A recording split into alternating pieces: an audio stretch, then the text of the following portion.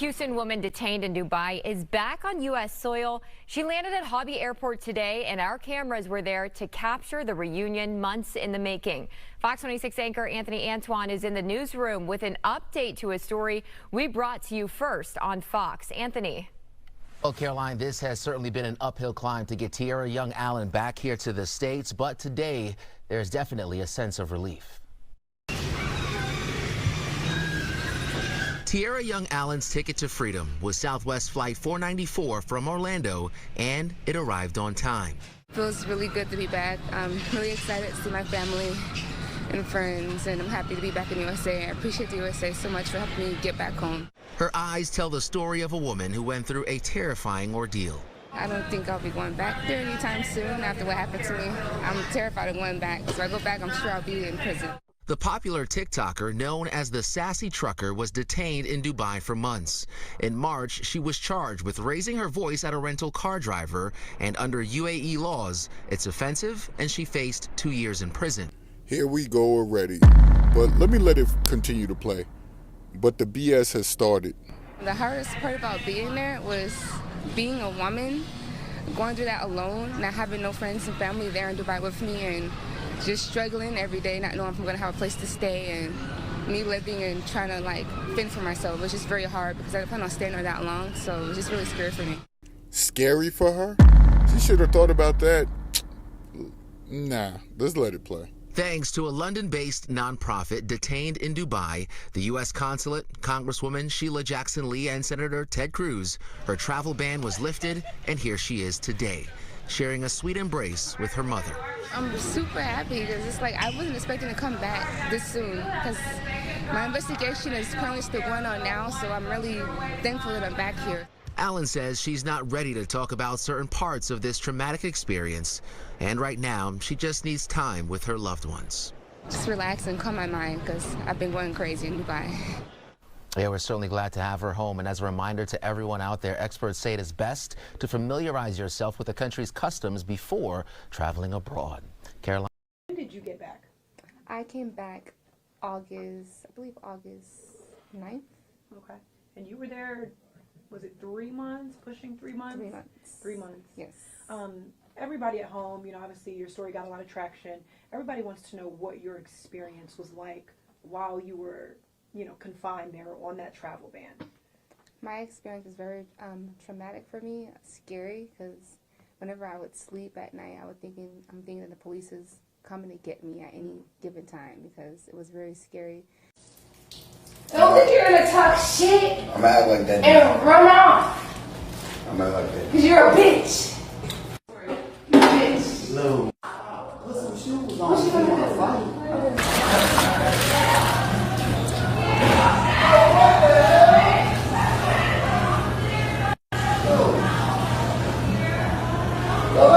Crazy, bro.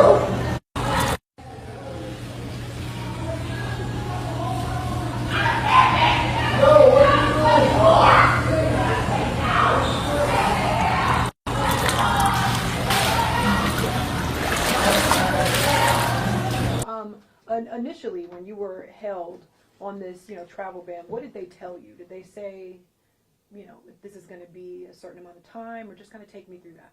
No, initially when I was held on a travel ban, they didn't even tell me I had a travel ban until I was trying to book my ticket. And then that's when they said I have a travel ban and I can't go anywhere. And I asked them how long would the travel ban be held. They told me they don't know, to come back tomorrow. So any questions I have to go to the police station to find out anything I wanted to know. So I couldn't just call over the phone and say, hey, is my travel ban lifted yet? They would say no. And when you say you were trying to book your ticket through a third-party app, or you actually had to go physically? Physically to the airport, because initially my ticket was booked to come back home to Houston on April 25th. And then from there I was going to go to Africa to celebrate my birthday. So I was actually stuck in Dubai for my birthday, and I was stuck in the hotel. Thank you, Dubai. Thank you for saving Africa from the presence of her with her out-of-control behavior. Thank you.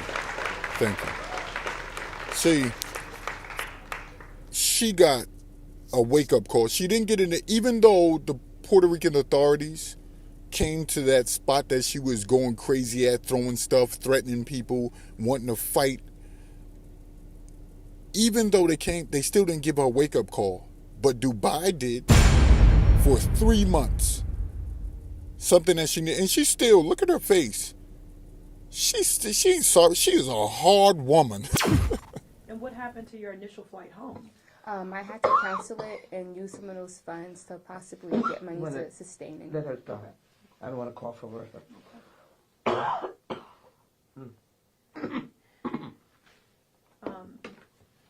You want to answer that again? Take your time. Yeah. What in the hell?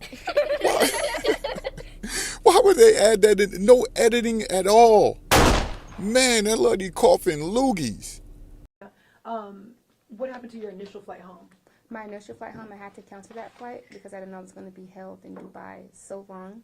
So I got a refund and they put that money back onto my credit card, which I wasn't able to use. So it's like a waste of time. You weren't able to use your credit card? Yes, I didn't have my credit card, I didn't have my wallet, my passport, I didn't have any of those things. And why didn't you have those things? It was all inside of the car. How long did they hold on to your personal belongings? For 3 months. I just recently got my belongings back a week before my ticket was booked back to Houston, Texas. This whole incident is funny. It's hilarious. Why wouldn't you have your belongings on you? You see how she felt privileged and maybe some of the others with her?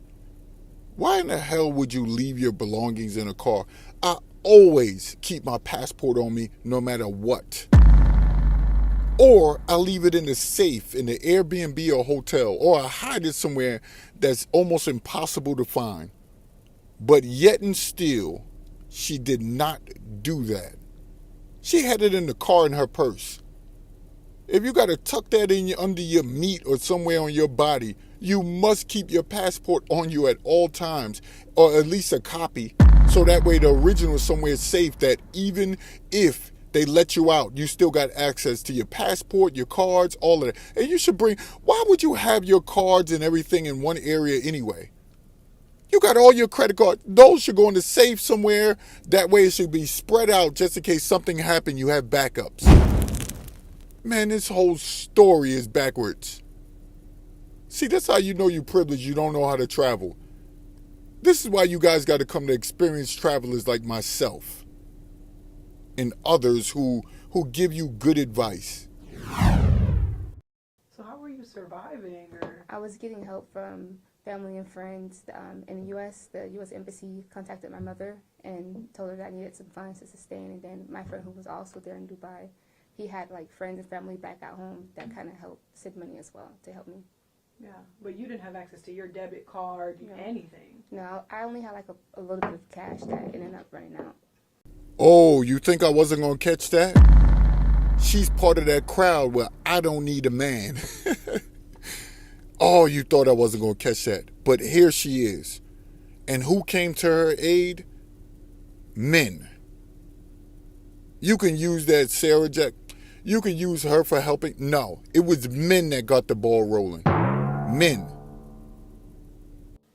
And how did that, I know this started with a fender bender, but can you take me back to that day when this happened and you went into that, rental car place? Just kind of how did that all happen, if you could just briefly explain? Well, the first we rented the car, everybody was very nice and welcoming, and I was excited that I was going to have a car to, explore Dubai. And then from there, the fender bender happened, and things just changed drastically. Like, it wasn't the same mood. It's like they were so angry with me, and I was like, why are they like this? Accidents do happen, and they were just very mean. And so you got into an accident? Yes. And then you went back to the rental car company to tell them you got in an accident? I got into an accident, and the police, they towed the car, and then they already kind of know that the car was towed because the police let them know that, but I also told it myself.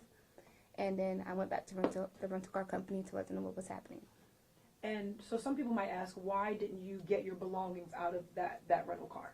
They didn't allow me to do that. They just took whatever they saw. So I asked about it, and they were like, oh, no, go to the rental car company. That's where your things should be. So I went back there, and the rental car company said, go to the impound. Went to the impound, and the impound said that in order for you to get your things, you have to call the rental car agency and they have to allow it.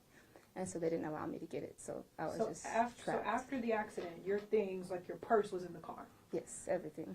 And the police come, they take a report, and then they tow the car, and they didn't allow you to get your purse? No, they took me and my friend to jail. They took you guys to jail? But I was released. And they wouldn't let you take your purse with No. you? They had everything, I guess they left everything in the car, or they looked over it, or didn't see it. I didn't even know I was going to go to jail. How long were you in jail for? I was in jail for a day. And when you went to jail not because did you yell at you? That was a different occasion. The screaming case happened when I went to the rental car agency to get my stuff. So That's you a went to totally jail different just thing. for the fender bender? Yes. And they didn't tell you why? Or They released me and they kept my friend, and so I was free to go, and I explained to them, it's okay, you can go. And then they said, your belongings should be with the rental car agency. They called them and they told me I could come over there. So Gotcha. I went there and I took the bus, and things happened from there. And were you Listen. driving? No, Okay. I was not driving. So you weren't even the driver here? No, Okay. I was the passenger. And then when you got into that rental car company, what was that exchange?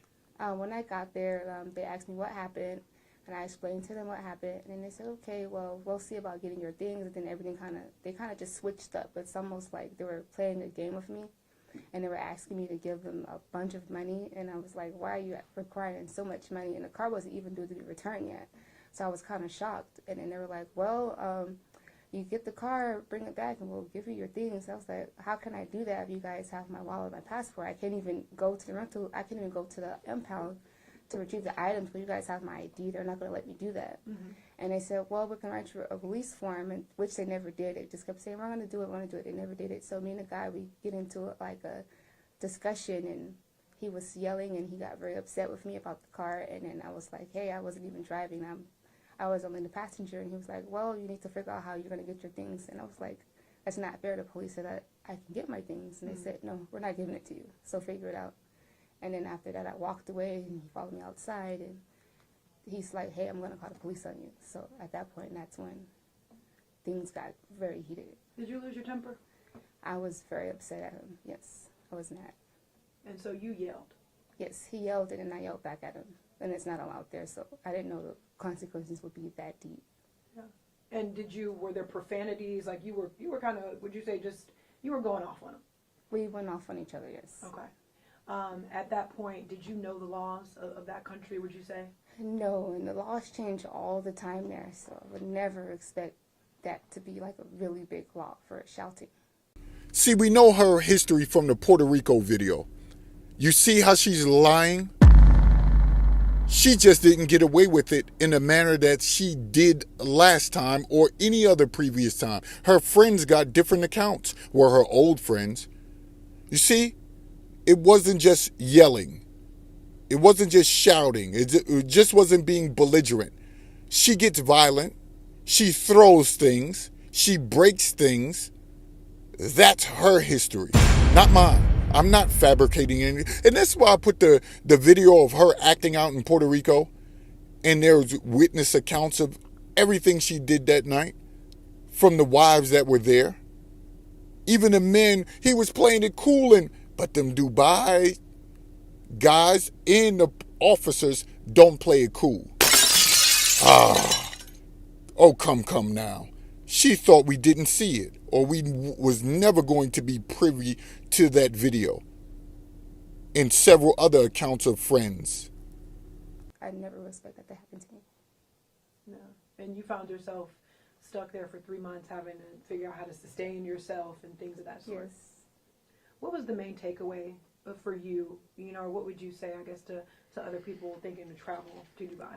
I would say definitely read up on the laws first, but I also respected Dubai, so I was always very cordial about the laws when I went out and how I dressed. And I was also told people who visit Dubai or any other country when you're on vacation, you come out better just getting chauffeured around for the experience. Don't even drive at all. Don't even do it. It's not a good idea. Mom, I know this was... Can you wait 1 second? Okay. Mom, I know this was a difficult experience for you. You're on this end trying to get your daughter back home. Ballpark range, how much did family, friends spend just to keep her afloat and then get her back home? Difficult to say the least, but